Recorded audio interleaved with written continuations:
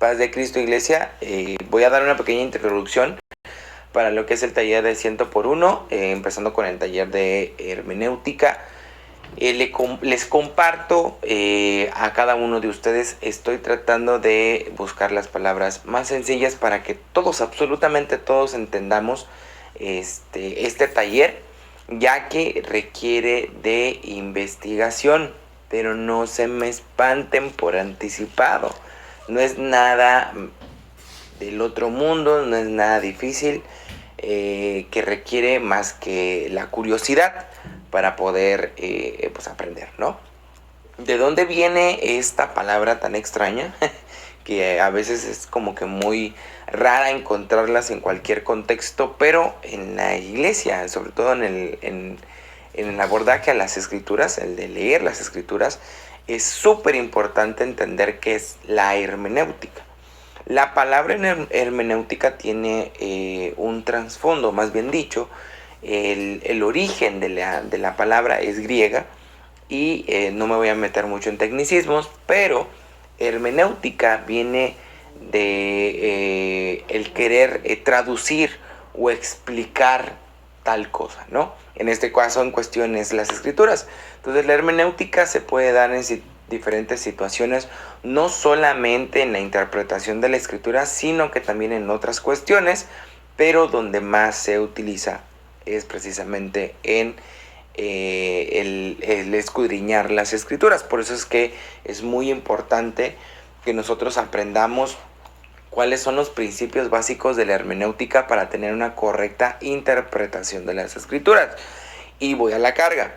Primero que nada, entender que la hermenéutica es una ciencia de la interpretación de la palabra, por lo cual, al ser considerada una ciencia, tiene por base dos conceptos. De primera, que todo es verificable, que es decir, que todo lo que nosotros vamos a poder analizar o avanzar en estas clases son 100% verificables. ¿Con qué? Con la palabra del Señor y pues obviamente con la experiencia propia. Es decir, que todo lo que tú vas a poder entender y leer el día de hoy va a poder ser aplicable y entendible a tu vida personal.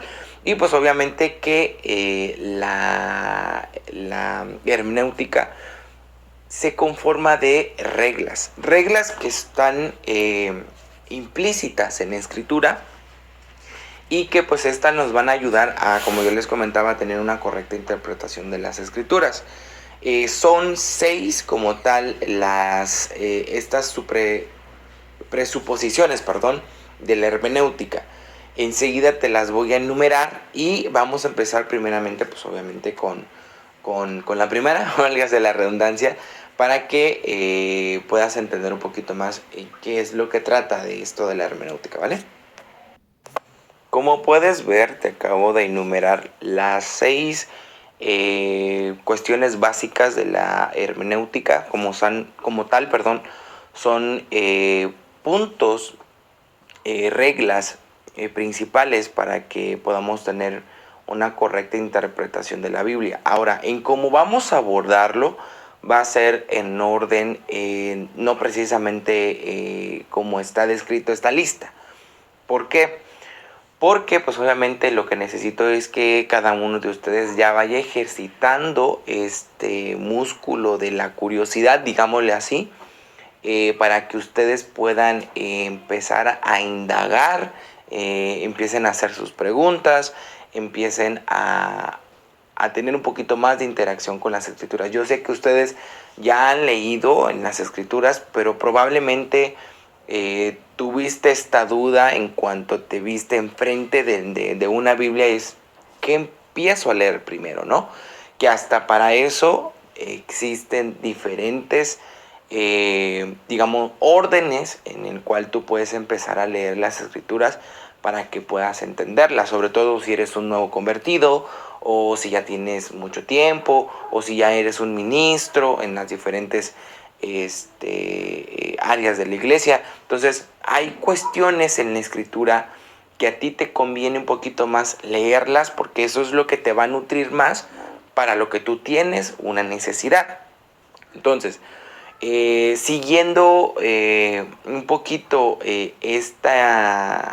este tenor de la necesidad, voy a brincarme un poco las cuestiones que son un poquito más técnicas, y esas las vamos a dejar para el final, y las que son un poquito más prácticas las vamos a ver directamente para avanzar en estos 6 puntos de las presuposiciones de la hermenéutica, ¿vale? No es nada difícil, hermano, de verdad te lo prometo, únicamente necesito que pongas atención, y si tienes alguna duda, por favor, me lo hagas saber para que en breve te pueda ayudar. En primera instancia, como puedes ver, en el punto número 1 tenemos la claridad de la escritura. Estas son verdades que vienen, como te comentaba, implícitas en la escritura, y como tal podemos verificarlas en muchos textos bíblicos, pero no me voy a enrollar mucho. Como tal, la claridad de la escritura, esta primera presuposición indica que la palabra del Señor, el principio de la palabra es que sea clara, es decir, que tú la puedas entender, y también tiene un principio práctico de esta primera para que tú sepas cuál va a ser el resultado de que tú la puedas entender. No es nada más de que acumular conocimiento en tu cabeza y pues decir, bueno, ya sé algo. No. El fin de la escritura no es que tú acumules conocimiento, sino más bien que tú utilices ese conocimiento para algo en específico que el Señor ya tiene predispuesto para ti y que ya viene explícito en las escrituras, y que probablemente sepas o que todavía no sepas qué es esto que te estoy comentando. Entonces, vamos a abordar un poquito, de hecho, solamente vamos a abordar 2 textos bíblicos para no aturdir tanto, y refiriéndonos mucho a lo que es la claridad de la escritura, lo que busca la palabra es de que nosotros podamos entenderla. Y para esto vamos a analizar el capítulo 2 del libro de Proverbios. Hermano, te acabo de poner aquí en la pantalla lo que es Proverbios capítulo 2. Muy importante lo que voy a comentarte, y voy a tratar de no enredarme mucho para que tú puedas entenderlo fácil. La escritura, la primera presuposición de la hermenéutica es que la escritura es clara. ¿Cómo nosotros podemos llegar a entender que la escritura es clara? Primero que nada, mencionarte que todo el mensaje contenido en la escritura Dios está buscando que sea claro para ti, sin tanto, digámoslo así, como misticismo, o si tú lo quieres ver, que todo tenga que ser por revelación. Realmente no. Hay algunas cosas muy puntuales en donde sí necesitamos la revelación del Espíritu Santo, pero hay otras donde la escritura es lo suficientemente clara para que nosotros podamos entender cuál es el mensaje que Dios quiere darnos. Lo que pasa es de que hay una cuestión que también necesito que tú entiendas. Así como la escritura es completamente clara para que tú la entiendas, siempre y cuando nosotros sigamos las presuposiciones de la hermenéutica, también se puede dar el caso a ser mal interpretadas. Porque recuerda que la hermenéutica tiene que ver mucho con la interpretación, y asimismo las personas pueden tomar un versículo bíblico, para poder interpretarlo a su manera y a su gana. Entonces, por eso es muy importante que tú tengas en consideración estos 6 puntos que vamos a ir viendo de poquito en poquito, para que no agarremos la Biblia a nuestro antojo y a nuestro beneficio, porque pues todo esto tiene un claro objetivo. Dios, como te mencionaba hace un momento, busca que el mensaje sea claro, pero primeramente tenemos que entender lo que estamos leyendo. Tienes que ponerte en un escenario. Imagínatelo así, por favor. Antes de que entremos a la escritura, necesito que te lo imagines de la siguiente forma. Siempre que vayas a la escritura, sobre todo en lo que son relatos bíblicos, que es la mayoría de la Biblia, es una persona X cualquiera, ponle un nombre, vamos a ponerle un nombre, Juan, ¿no? Bueno, es Juan hablándole a Pedro de una cuestión cualquiera. Puede ser, vamos a poner un punto, la Santa Cena, ¿no? Estoy creando una situación hipotética, ok. Es Juan hablando con Pedro sobre la Santa Cena. Para que yo pueda entender por qué Juan le dijo tal cosa de la Santa Cena a Pedro, bueno, necesito saber qué fue lo que orilló a que Juan se acercara a Pedro a hablarle de la Santa Cena. ¿Qué fue lo que pasó previo para que se generara esa conversación? Y si tuvo que ver en cierta parte en dónde estaban. Es decir, si estaban en una ciudad distinta a la donde son originariamente, si alguien se acercó a preguntar algo, si, no sé por decir, Juan notó que algo estaban haciendo mal en cuanto a la Santa Cena y por eso se acercó a Pedro para darle las indicaciones, y eso me va a dar un contexto para que yo pueda interpretarla de la manera correcta. Tiene que ver mucho también otras cuestiones que son los otros 5 puntos que vamos a ver más adelante. Pero lo primero que necesito que tú entiendas es que la Biblia es clara. La Biblia tiene un solo mensaje. La Biblia tiene un solo objetivo, que es que tú entiendas el mensaje de Dios o cuál es la orden de Dios, porque hay muchísimas dentro de la Escritura.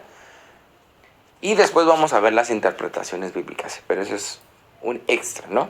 Bueno, regresando al punto principal, que es la claridad de las Escrituras, ya te mencionaba, todas las Escrituras son claras, tienen un objetivo, tienen un principio, tienen un orden, y eso es lo que va a hacer de que nosotros podamos entender ese único mensaje que está siendo transmitido en la Escritura. ¿Qué versículo vamos a utilizar como respaldo o qué capítulo? Precisamente Proverbios capítulo 2. Sobre qué es lo que nosotros tenemos que hacer para que nosotros podamos entender con claridad las Escrituras y cuáles son los beneficios o cuál es el fruto de que nosotros entendamos con claridad pues estas Escrituras.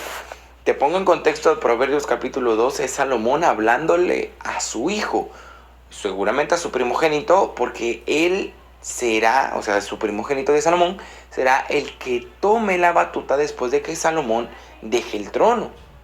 Entonces, es necesario que Salomón le indique cuáles son las cuestiones primordiales para que él pueda tener un buen reinado, para que pueda fructificar todo lo que pues ya David su padre generó, lo que Salomón todavía multiplicó muchísimo más, y pues obviamente su siguiente heredero al trono pues haga muchísimo más de lo que hizo Salomón. Entonces dice la Escritura: hijo mío, si tomares mis palabras y mis mandamientos guardares dentro de ti. De entrada está dándole un consejo. Necesito que tú pongas atención a mis palabras. Eso es lo que le está diciendo Salomón. Necesito que pongas atención a lo que te estoy diciendo. Y aparte, no solamente que me pongas atención, sino que también guardes esto que te estoy diciendo en tu corazón. En el versículo 2 dice: haciendo estar atento tu oído a la sabiduría, si inclinares tu corazón a la prudencia. Y aquí me gustaría detenerme un poquito más en estas dos palabras, sabiduría y prudencia. Una es resultado de la otra. La prudencia es el resultado de la sabiduría, sinónimo también de inteligencia. Mucho lo vamos a leer en el libro de Proverbios. Entonces, esta prudencia tiene que ver mucho con actos, pensamientos, decisiones, que tiene que ver con nuestra interacción con el público o con las personas que tenemos alrededor. Entonces, para que yo pueda ser una persona prudente, necesito adquirir primeramente sabiduría. Entonces, ¿cómo yo obtengo sabiduría? ¿Cómo voy a procurar yo ser una persona sabia o cómo voy a poder llenarme de esta sabiduría? Primero, quiero comentarte que lo que leímos en el versículo número 1 es poner atención. Y el segundo es atesorar la escritura, atesorarla en nuestro corazón.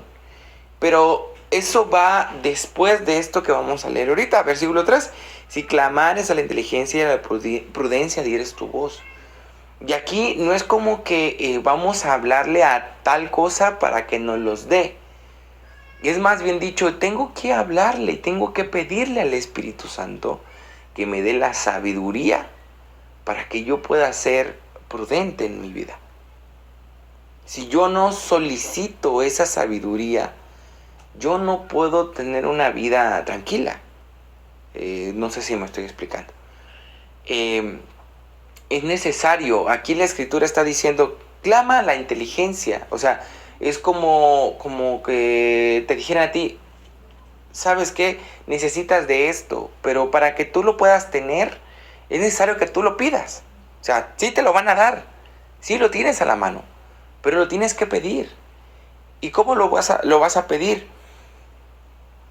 Aquí va en el versículo 4. Dice, si como a la plata la buscares y la escudriñares como a tesoros. Y aquí es un...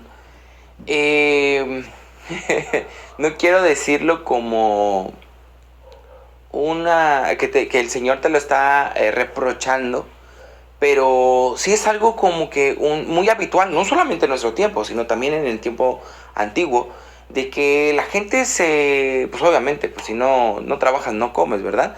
Pero nos decantamos tanto por la plata, digámoslo así, por buscar el beneficio monetario, que a veces se nos olvidan muchísimas cosas. Entonces la escritura te está diciendo, si así como tú buscas el dinero todos los días para que tú puedas comer, para que tú puedas comprarte esto, para que puedas viajar, o deja tú eso, para que simplemente puedas hacer tus necesidades básicas y puedas estar tranquilo. Si así como tú las buscas, esas necesidades, pudieras buscarme en las escrituras, si así como tú vas y las escudriñas, y a veces nos pasa, por ejemplo, que cuando nosotros nos viene un trabajo, por decir algo, y es algo que a veces todavía no hemos aprendido a hacer o más o menos le hacemos, la mayoría de nosotros por no dejar ir el trabajo, ¿qué decimos? Me lo aviento. No sé cómo le voy a hacer, pero voy a hallar la forma para sacar la chamba. Dijera un amigo, para sacar el buey de la barranca. Pero esta misma actitud que nosotros tenemos para el trabajo, para el buscar el dinero, no estoy tratando de decirles que son avariciosos, no. Todos tenemos este principio porque pues tenemos que comer, ¿no? La misma escritura dice que el que no trabaje, que no coma. Pero si tuviéramos esa iniciativa, así como lo tenemos en el trabajo, de que si no lo sé, bueno, lo busco. Voy a tratar de hacer todo lo posible para que yo encuentre la forma de hacerlo. Si tuvieras esa misma actitud para cuando vas con la escritura, encontrarías la sabiduría. Y no es solamente el hecho de pedirla, como te estoy diciendo, es también de hacer un trabajo. Pero ¿qué trabajo tengo que hacer, hermano? ¿Qué trabajo tengo que realizar para que yo pueda tener la sabiduría? Se llama investigación. Y es a veces algo, para ciertas personas, esto es algo muy complicado. Pero quiero darte las herramientas para que tú puedas ver que esto no es tan complicado sabiendo utilizar las herramientas. Creo que si tú estás pudiendo verme o escucharme en este momento, es porque tienes acceso a internet. Entonces, por tener simplemente el acceso al internet, tú tienes mucho contenido que tú puedes no solamente leer, también ver, oír, incluso hasta comprar, porque hay libros, por ejemplo, hay personas que les gusta más tener el libro en físico, hojear el libro para que puedan sentir que están adquiriendo pues eso que están leyendo. Y hay otros que pues como yo, que nos importa si es en físico o es en digital, importa más el contenido de lo que yo estoy leyendo, pero al final de cuentas lo que importa es el contenido. O sea, me refiero de que hay que hacer un trabajo de investigación. Y yo te voy a enseñar cómo podemos hacer este trabajo de investigación para que la claridad de la escritura pueda ser palpable hacia ti. Que tú puedas decir, ah, bueno, es más fácil el hecho de que yo pueda entender por qué dijo esto fulanito de tal. Y cuál era el mensaje objetivo que estaba dando en ese momento, ¿no? Sigamos con la palabra, dice 5. Entonces, aquí vienen ya los frutos. Entonces entenderás el temor del Señor y hallarás el conocimiento del Señor. Porque el Señor da la sabiduría, es lo que te decía, hay que pedírsela al Señor. Y de su boca viene el conocimiento y la inteligencia. La palabra dice en Mateo 4:4, que no solamente de pan vivirá el hombre, sino de toda palabra que sale de la boca de Dios. Y esto se refiere a las escrituras. Entonces cuando nosotros estamos leyendo esto que dice, porque del Señor viene, da la sabiduría y de su boca viene el conocimiento y la inteligencia, ¿a qué crees que nos estamos refiriendo? Claro, a las escrituras. Entonces es un trabajo como que en conjunto. Aquí yo le estoy pidiendo al Señor que me dé sabiduría, pero aquí también en mi derecha tengo la escritura y tengo mis herramientas para que yo pueda escudriñar e investigar más, para que yo pueda tener pues esa sabiduría complementada en mí y pues obviamente pueda ver esos frutos en mi vida. Dice la escritura, Él guarda el ser a los rectos, es escudo a los que caminan perfectamente. Guarda las veredas del juicio y el camino de sus misericordiosos. Entonces entenderás justicia, juicio y equidad y todo buen camino. ¿Cuándo? Cuando la sabiduría entrara en tu corazón y la ciencia fuere dulce a tu alma. El consejo te guardará, te preservará la inteligencia, para librarte del mal camino del hombre que habla perversidades, que dejan las veredas derechas por andar por caminos tenebrosos, que se alegran haciendo el mal, que se huelgan en malas perversidades, cuyas veredas son torcidas y ellos torcidos en sus caminos, para librarte de la mujer extraña, de la ajena que halaga con sus palabras, que desampara el príncipe de su juventud y se olvida del pacto de su Dios. Por lo cual su casa estará inclinada a la muerte y sus veredas van hacia los muertos.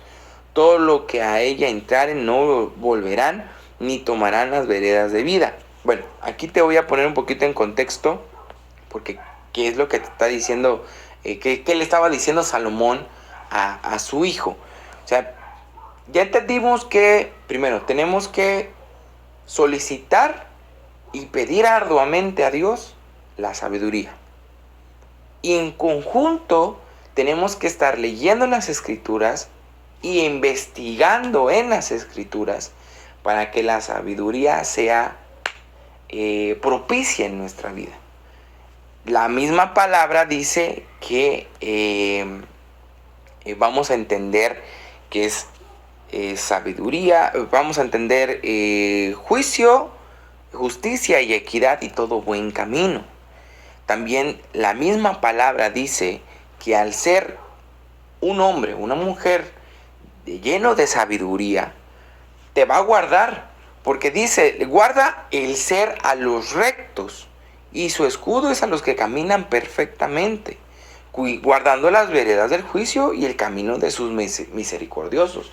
Claramente que si tú eres un hombre, una mujer, un joven que tiene sabiduría, va a caminar con prudencia, va a entender que es juicio, justicia y equidad, y Dios va a cuidar su camino. Por ende, es necesario que nosotros sigamos este consejo. Porque la misma palabra dice, este consejo te guardará, te preservará la inteligencia para librarte del mal camino. Aquí es donde Salomón le está diciendo de una manera un poquito más directa de qué lo va a guardar a su hijo o de qué te está guardando también a ti. Dice, para librarte del mal camino, 1, del hombre que habla perversidades, 2, obviamente aquí está explicando un poquito más de este hombre que habla perversidades, que dejan las veredas derechas por andar caminos tenebrosos, que se alegran haciendo el mal, que huelgan en malas perversidades, cuyas veredas son torcidas y ellos torcidos en sus caminos. Y aquí hay otro que dice, para librarte de la mujer extraña, directamente en otras versiones, habla como, no como una mujer extraña, sino le dice mujer ajena. Es decir, que es una mujer que pertenece a otro señor, digámoslo así, como lo dice la escritura. En nuestro contexto sería que es mujer de otro marido. Es una mujer que se dedica precisamente a vender su cuerpo. Dice, para librarte de la mujer extraña, de la ajena que halaga con sus palabras, que desampara al príncipe de su juventud, a su esposo, y se olvida del pacto de su Dios, por lo cual su casa está inclinada a la muerte y sus veredas van hacia los muertos. Todos los que ella entraren no volverán ni tomarán la vereda de la vida. Para que andes, aquí vuelve a retomar otra vez, ya le dijo todo lo que tiene, lo que va a poder evitar. Los caminos malos, el hombre que haga perversidades, la mujer extraña y pues obviamente librarse de la muerte.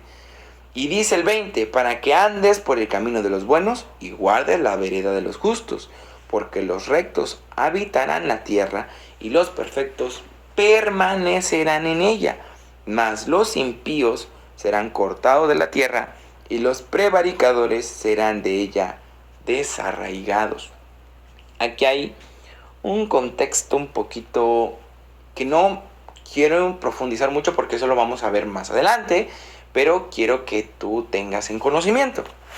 Cuando en el versículo 22 dice, mas los impíos serán cortados de la tierra, ¿qué son los impíos? Quiero comentarte esto a método de comentario.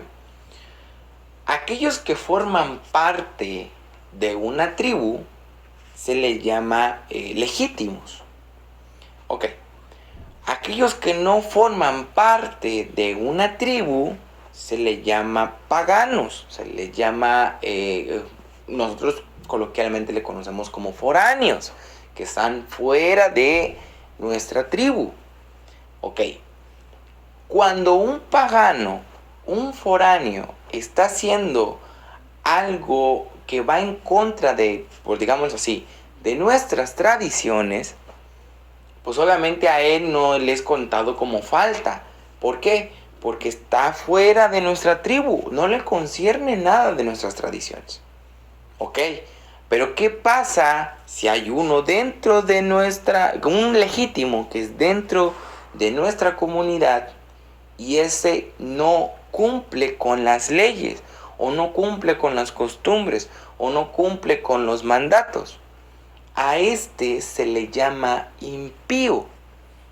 El impío es una persona que conoce, sin embargo, no obedece.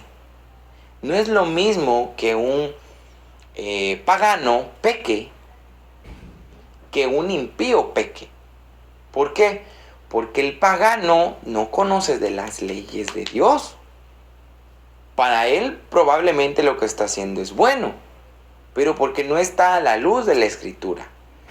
Pero para un legítimo, para alguien que está dentro del redil y no hace lo que es bueno, sino al contrario, hace lo que es malo, a ese se le llama impío. Entonces aquí la escritura está diciendo, mas los impíos serán cortados de la tierra. Cuando dice serán cortados de la tierra es porque están dentro, ¿verdad? Están dentro de la tierra. Entonces quiere decir que si tú sabías y no lo hiciste, ¿qué crees que te va a pasar? Te van a cortar de la tierra. Eso no quiere decir que te vayan a matar, pero puede ser que estés ahí como que haciendo como una obstrucción en la voluntad de Dios hacia tu vida, y que esa bendición o esa resolución del problema que tú tienes no llegue. Estás cortando ese camino por tus impiedades, digámoslo así.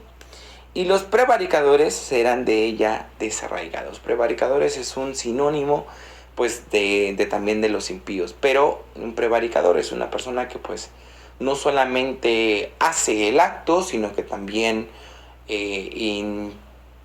incita a otros a caer en el error o a desviarse del camino recto, o hacer fraudes, o hacer cualquier tipo de cosa que esté fuera de lo que es la voluntad de Dios. Que después vamos a hablar un poquito que cómo se le llama ese término, ¿vale?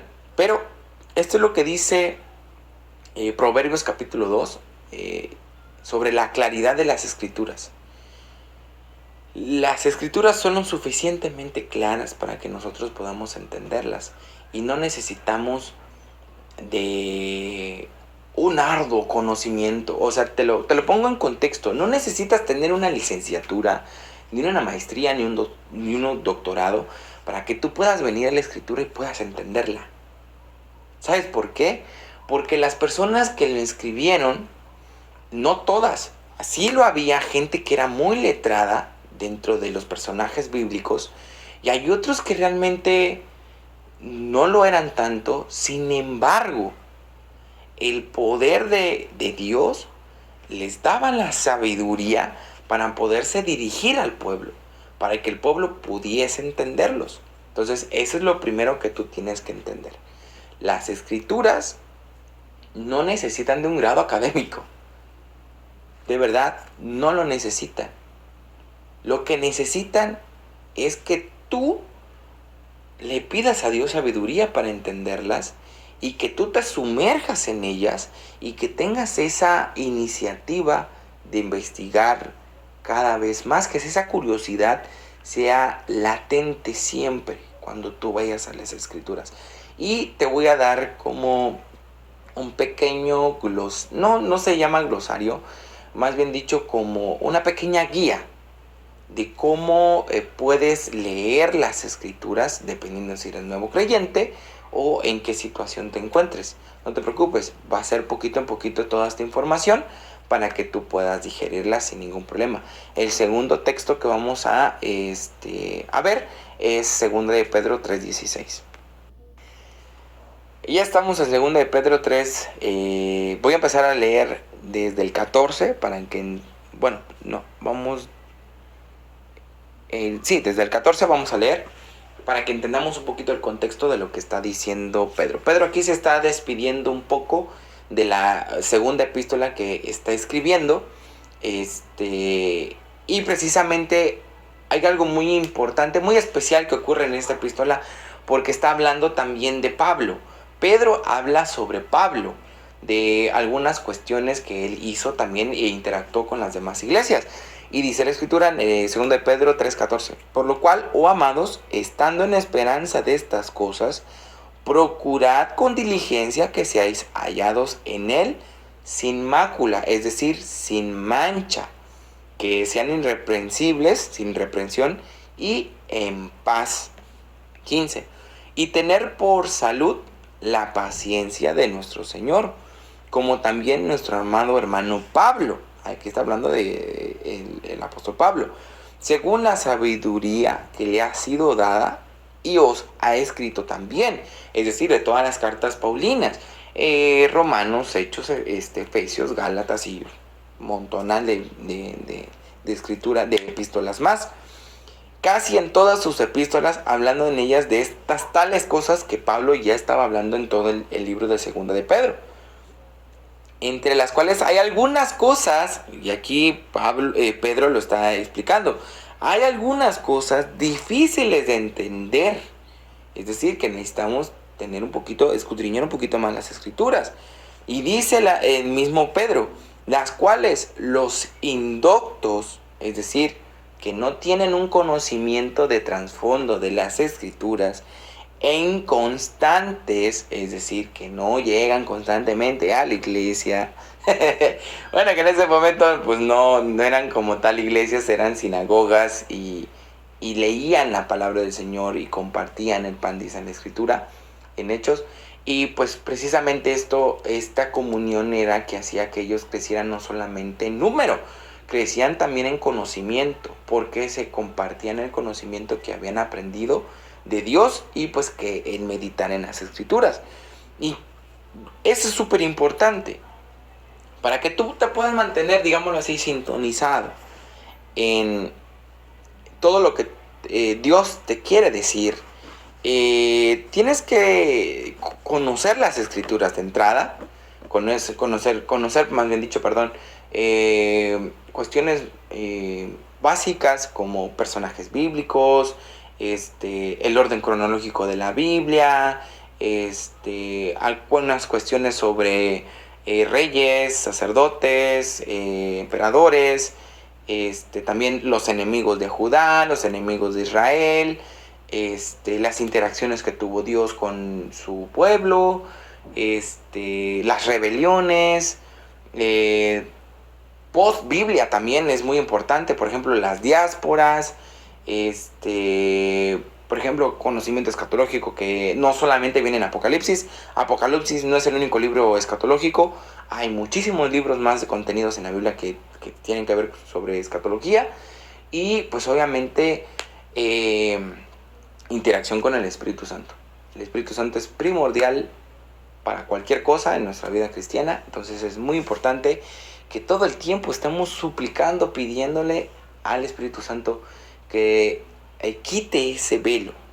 Hay muchas cosas que, por ejemplo, podría compartirles de mis oraciones. Yo siempre, de lo poco o mucho que yo he orado y he pedido al Señor, hay dos cuestiones muy importantes que siempre menciono. Bueno, son tres. La primera, que quite el velo. Ese velo que no nos permite ver más allá de nuestra nariz, que no nos permite ver más allá de lo que es una persona, que no nos permite ver más allá de una situación, que lo quite, que nos permita ver las cosas como Él las ve, con su corazón, con su entendimiento, con sus ojos, para que nosotros podamos actuar como Él actúa, como Él hace.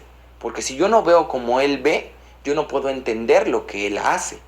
Yo necesito ver como Él ve para que yo pueda hacer lo que Él hizo. Porque hay cuestiones, la misma Biblia dice que hay cuestiones que son espirituales que no se pueden discernir por la carne. Se tienen que discernir en el espíritu. Entonces yo tengo que estar en el espíritu para poder verlas, poder actuar y poder responder a esos estímulos de fe. También otra cuestión, aparte de quitar el velo, es escribir sus mandamientos en nuestros corazones. Así como lo decías, Proverbios capítulo 2, que nosotros atesoremos en nuestro corazón la escritura, que así el Señor, con su espíritu, escriba en nuestro corazón su palabra. Porque eso es lo que nos va a dar fortaleza en el momento de la prueba. Eso es lo que nos va a recordar en el momento antes de caer en tentación o de pecar de cualquier forma, o reconocer nuestro pecado. Porque el Espíritu es el único que nos redarguye, y eso es mediante la palabra. El Espíritu Santo siempre te va a redarguir por medio de la palabra. Entonces es muy importante que la atesoremos y la escribamos en nuestro corazón. Y pues la tercera, que es ya un poquito más de mi cosecha, el hecho de que nos acerquemos a Dios no como si es nuestra última opción. Realmente no. Hay muchas personas, si tú te encuentras dentro de estas, no te sientas mal, probablemente no tenías el conocimiento de quién era el Dios al que tú sirves el día de hoy, pero Hay muchas personas que ven a Dios como el último recurso, como es lo último que puedo yo, a quien yo puedo ir para solucionar esto que yo tengo. Ya fueron con el médico, ya fueron con el psicólogo, ya fueron con el psiquiatra, ya probaron medicamentos, ya se metieron cuanta cosa, fueron con tantos coach, leyeron tantos libros y no se recuperan. Y lo último que hacen es buscar a Dios. Entonces, en mis oraciones siempre está el hecho de que te busco no como mi última opción. Eres la única que tengo. Realmente no tenemos más opciones, hermanos. Pero sí, la ciencia ha avanzado muchísimo. Y gracias a eso podemos tener lo que es la hermenéutica, que es lo que estamos viendo. Pero no se confundan. No fue primero la ciencia que Dios. Dios fue primero y fue antes que nosotros fuésemos. Él es el principio y el fin, y en Él está contenida toda la sabiduría. Dios por algo nos está diciendo en las Escrituras: si me escudriñares, si me buscares como a la plata. No solamente no es un regaño, es una invitación de que así también tú lo busques. Bueno, regresando un poquito a esto, dice el versículo 16: las cuales los indoctos e inconstantes tuercen, como también las otras escrituras, para perdición de sí mismos. Cuando dice como también de las otras escrituras, se está refiriendo a los escritos de Pablo, de los demás apóstoles, del Antiguo Testamento, que hay personas que, por ejemplo, incluso estando en ese tiempo durante post muerte y resurrección de Jesucristo, ya tomaban las escrituras para tergiversarlas y moverlas a su modo y a su condición y a su gana. Entonces, aquí lo está diciendo bien clarito Pedro: los indoctos, los inconstantes que tuercen, no solamente estas, sino todas las escrituras, para perdición de sí mismos. Así que vosotros, oh amados, pues, estáis amonestados, guardaos por el error de los abominables, no seáis juntamente con los otros engañados y caigad en vuestra firmeza. Es decir, le está dando una exhortación, les está regañando Pedro a la iglesia: no vayas a cometer la misma equivocación que están haciendo estos torcidos, estos inconstantes, estos indoctos, que no leen, que agarran lo primero que leen en la escritura, lo interpretan como Dios, más bien ni Dios le da la interpretación, como a ellos se les da su regalada gana, y viven así sus vidas. Entonces es muy importante que nosotros tengamos la Biblia como pauta para que nosotros podamos dirigir en nuestra vida diaria y pues obviamente encontrar la bendición mediante la sabiduría que Dios ya tiene predispuesta para nosotros.